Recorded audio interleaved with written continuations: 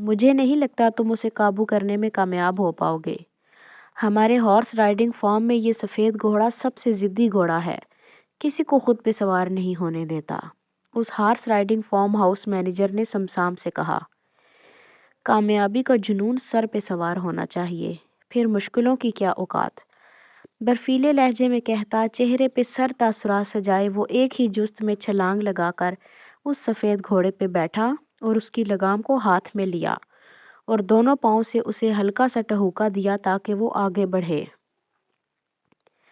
جیسے ہی گھوڑے کی لگام پہ زور لگا وہ یکدم بے قابو ہوا تھا۔ اس نے اپنی اگلی دونوں ٹانگیں ہوا میں اٹھا کر زور سے زمین پہ پٹکیں اور تیزی سے ٹریک پہ بھاگنے لگا۔